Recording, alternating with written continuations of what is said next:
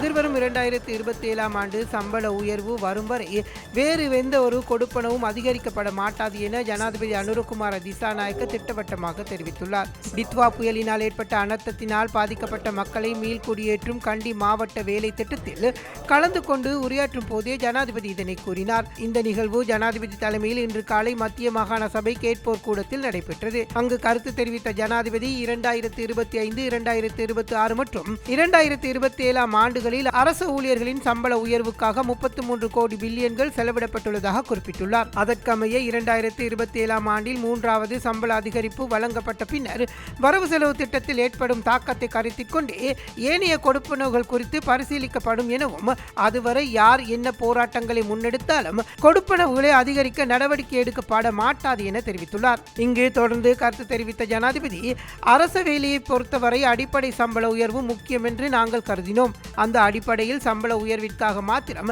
2025ஆம் ஆண்டில் 11 கோடி ரூபாய் செலவிடப்பட்டுள்ளது. 2026ஆம் ஆண்டில் ஜனவரி மாதத்திலேயே மேலும் 11 கோடி ரூபாய் செலவிடப்பட்டுள்ளது. 2027இல் அடுத்த கட்டமாக 11 கோடி ரூபாய் செலவிடப்பட உள்ளது. 2027ஆம் ஆண்டு ஆகும் போது அரச சேவையின் சம்பள உயர்வுக்காக மாத்திரம் நாங்கள் ஏற்கும் செலவு 33 கோடி ரூபாவாகும்.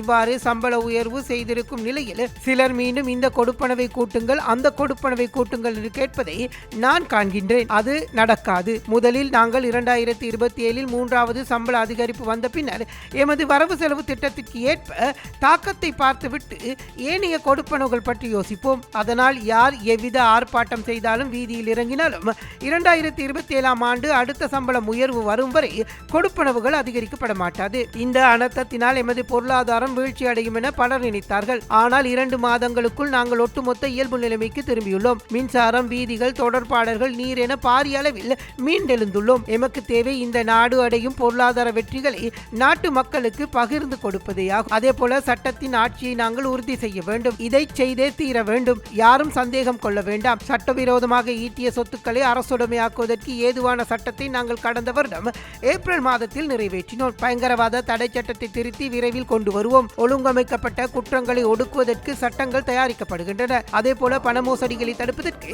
சர்வதேச தரத்திற்கு அமைய சட்டம் ஒன்றினை தயாரிக்க பேச்சுவார்த்தைகள் இடம்பெற்று வருகின்றன. சட்டத்தின் கோடு ஒன்று உள்ளது. அந்த கோட்டிற்கு கீழே தான் அனைவரும் உள்ளனர். யாரும் சட்டத்தின் கோட்டிற்கு மேல் பாய முடியாது. அப்படியான ஒரு நாடுதான் எமக்கு தேவை. அதனை நாங்கள் மாற்றியமைத்துக் கொண்டிருக்கின்றோம். இந்த மாற்றம் சிலருக்கு வலிக்கிறது. தவறு செய்பவர்களுக்கு இந்த மாற்றம் வலிக்கின்றது எனவும் ஜனாதிபதி இதன் போது தெரிவித்தார்.